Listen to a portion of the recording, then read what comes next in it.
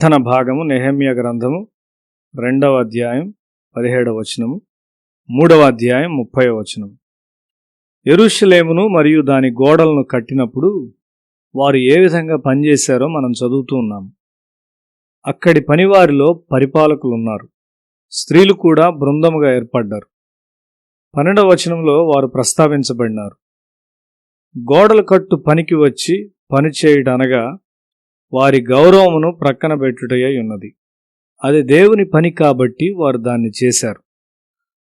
3వ అధ్యాయం 20వ వచనములో వారి నమ్మకత్వము మరియు యథార్థతను గూర్చిన ప్రమాణము వ్రాయబడింది. మన పని కూడా సహవాసపు సభ్యులందరి ఐక్య ప్రయాస అయి ఉన్నది. ఈ ఐక్యతలో మన బలమున్నది. పనిలో సాధించిన దేనికైనను మాలో ఏ ఒక్కరూ కీర్తిని కోరరు. అది అంతా దేవునికి చెందినది. దేవుడు ఈ పనిని దీవించాడు. దీని వెనుక సహవాసపు సభ్యుల ఐక్యత ఉన్నది. మన పరిచర్యలో గుడ్డివారు చూడాలని, చెవిటివారు వినాలని, కుంటివారు నడవాలని, మూగవారు మాట్లాడాలని మరియు లోతుగా మార్పు చెందాలని నేను ప్రార్థిస్తూ ఉన్నాను. మన ప్రస్తుత పనితో నేను సంతృప్తి చెందుటలేదు.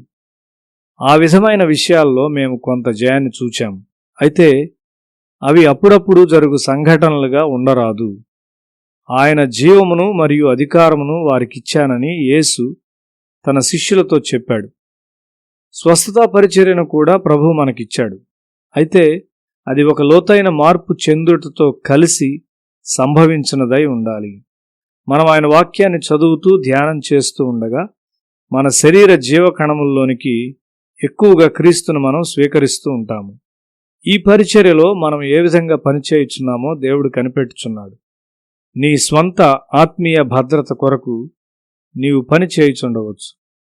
నీ వ్యక్తిగత భద్రతను మాత్రమే నిశ్చయించుకున్నట్లయితే నీ భద్రత నిశ్చయమైనది కాదు. నీవెల్లప్పుడూ శత్రువు యొక్క ప్రాంతాన్ని స్వాధీనపరచుకొనుచూ ఉండవలసి ఉన్నావు. నీవు మరి ఒకరికి సహాయం చేయుచున్నప్పుడు నీ స్వంత ఆత్మీయ భద్రత నిశ్చయం చేయబడుతుంది. పని అంతట్లో నీవు మంచి శ్రద్ధ చూపవలసి ఉన్నావు. దేవుడు నిన్ను చూస్తూ ఉన్నాడు. మనం ఆత్మీయ చీకటితో చల్లారిన స్థితిలో చుట్టబడి ఉన్న ప్రపంచంలో ఉన్నాము. దానిని ఎదుర్కొనుటకు మరియు నీ ఆత్మీయ జీవితమును నిర్వహించుకొనుటకు ఇతరులను ప్రభు కొరకు సంపాదించుట ఒక్కటే మార్గము. నెహెమ్యా గ్రంథములో పనివార్ల ఆసక్తి వ్రాయబడిన విధముగా నీ పని మరియు నీ సరి అయిన వైఖరి పరలోక పుస్తకముల్లో వ్రాయబడుచున్నవి. నీ విద్య నిన్ను విఫలము చేయవచ్చు. నీ భౌతికమైన బలము నిన్ను విఫలము చేయవచ్చు. నీ ఆస్తిపాస్తులు నిన్ను విఫలము చేయవచ్చు గాని క్రీస్తులోని నీ విశ్వాసము నిన్ను ఎన్నడూ విఫలము చేయదు. నా కూటాల్లో ఒక స్త్రీ ఏడ్చూ వచ్చి ఇంటి నుండి పారిపోయిన తన కుమార్ని కథ చెప్పింది. పశ్చాత్తాపడి తన హృదయాన్ని ప్రభువుకి ఇవ్వమని ఆమెను నేను కోరాను. ఆమె దాన్ని చేసింది.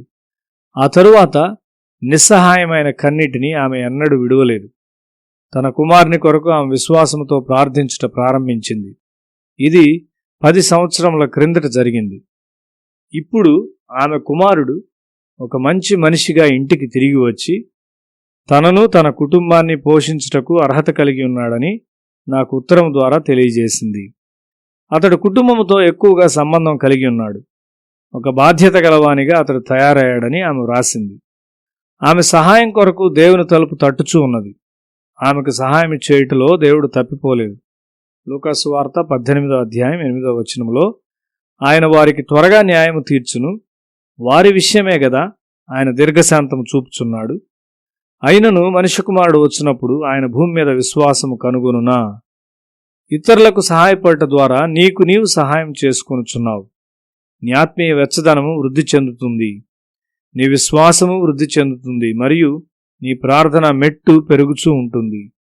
మనము ఇతరుల కొరకు ప్రార్థించున్నప్పుడు మనం పెరుగుచూ ఉంటాము. ఆ విధముగా నీలో వృద్ధి ఎగుచున్న విశ్వాసం ఒక దినాన నీకు ఒక దీవెనగా ఉండుట వలన నీ అవసరత దాని ద్వారా ఎంతో త్వరితముగా ఆలస్యం లేకుండా తీర్చబడును.